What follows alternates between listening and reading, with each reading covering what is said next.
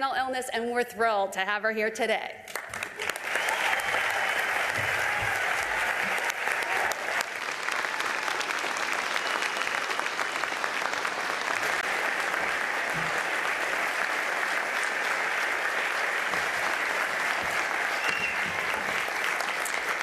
Thank you so much.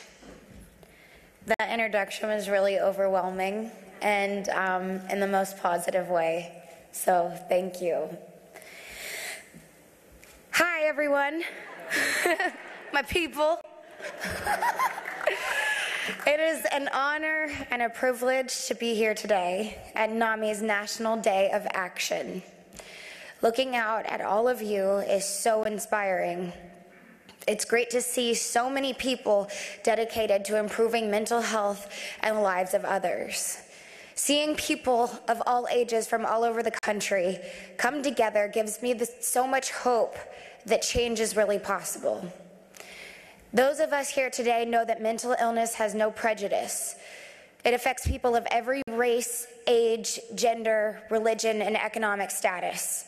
It doesn't discriminate between Republicans or Democrats either.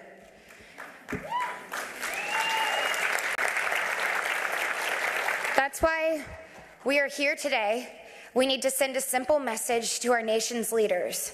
Mental health matters and needs and must be taken seriously.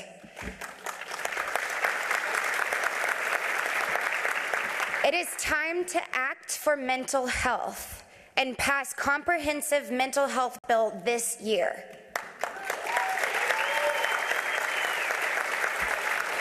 We're here because groups like NAMI have helped us understand that our voices really do matter. Our stories really do matter. We have the power to make a difference, and we have the personal experience needed to be taken seriously. We know what it means to have our lives or the lives of people we love get off track because of mental illness. We understand that mental illness is serious and can be absolutely devastating. We also know that mental illness can be treatable when we have the access to appropriate comprehensive care. I know that it is largely because of our personal experience with mental illness that each of us is here today. As I learn more about my own illness and the experience of others, I realize how much we all have in common, even if mental illness has made a few headlines because of my career. There's a number of ways in which I've been very lucky, yet even with access to so much, my journey has not been an easy one by any means. During my darkest times, I didn't know why I was alive, and I definitely didn't like myself. I had very low periods that were so emotionally draining that I couldn't find the strength to crawl out of bed in the morning. I was withdrawn, disconnected, and very angry. There were stretches of time where I felt nothing but shame. I would medicate myself with drugs and alcohol in an effort to feel normal. Not better, just normal. I didn't understand why somebody like me, with all the resources and reasons in the world to be emotionally well, I couldn't find happiness. When I finally got diagnosed with bipolar disorder, it was a relief in so many ways. It helped me to start make sense of my bipolar depression and all the harm things I was doing to cope with it. Getting the right diagnosis didn't happen overnight. Through the process of being misdiagnosed and misunderstood, I learned how important it is to be open with your doctor so that you can get to the root of what's going on as soon as possible. The journey to living well with bipolar disorder is a process that for me involves seeing a therapist, being honest with myself and others, following my treatment plan, and taking care of my body. It requires comprehensive care.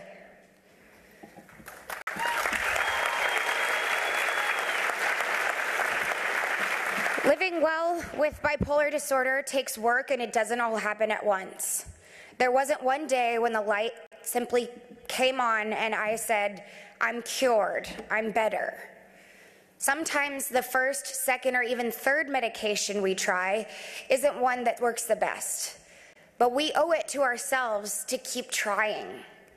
The reality is that you're not a car who goes into the shop and gets fixed immediately. You need ongoing maintenance. There will always be work left to do. I can only do the work now because I truly believe that I'm worth it.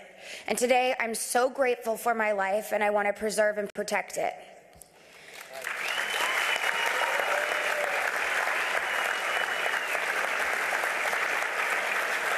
It's my personal mission to share with others of all ages, people who are children that are fans, people that don't know my music at all, but hopefully my speech today can have some impact.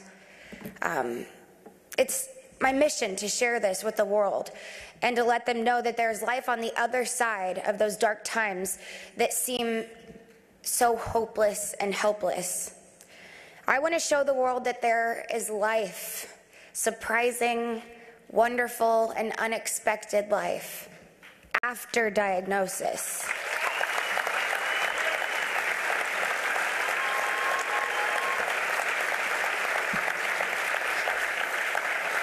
I'm proud to say that I'm living proof that someone can live, love, and thrive with bipolar disorder if they get connected with professional resources and accept support as soon as possible. That's why I'm participating in the Mental Health Listening and Engagement Tour by getting to meet people like you and learning more about the issues that face the mental health community, us. I hope to do my part to make things a little easier for others and to reduce the shame associated with mental illness. I want to do what I can to make things better for others by becoming the strongest and most informed mental health advocate that I can be. Today we have a chance to make history with NAMI, an organization that has been the forefront of advancing mental health in this country for decades.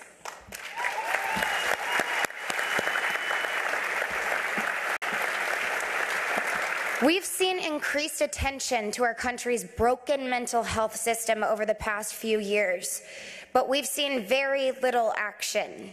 Today, our message is very clear. It's time for Congress to act for mental health by supporting the passage of a comprehensive mental health bill this year.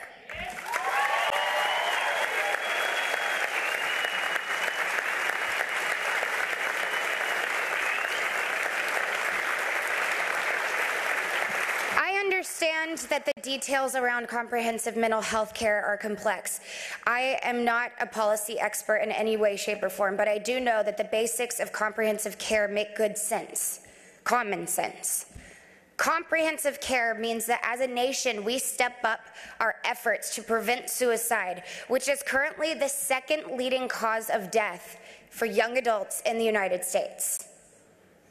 Comprehensive care means that if a man with mental illness gets diabetes or cancer, his doctors work together to determine what's the best approach for his mind and body. Comprehensive care also means that when a woman leaves a psychiatric hospital, there's a process in place to make sure she gets the care that she needs so she doesn't end up back in jail, hospitals, or on the streets, or worst of all, even dead.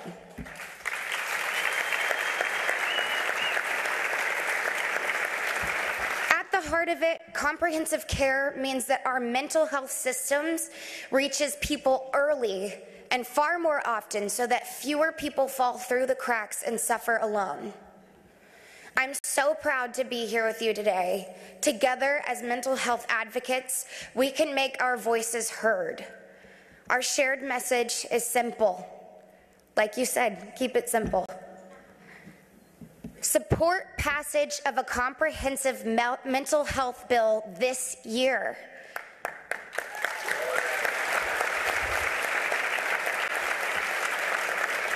So go out there and make today count. Together we will make a difference as we act for mental health. Don't forget to tweet and post throughout the day, because we all know that gets the word going. I'm about to right now once I'm, not sitting on an important panel. I'm so proud of this community today, and I want the entire world to know that I'm proud of everyone in here, and I'm also proud of myself for getting the help that I need, and you can have that too.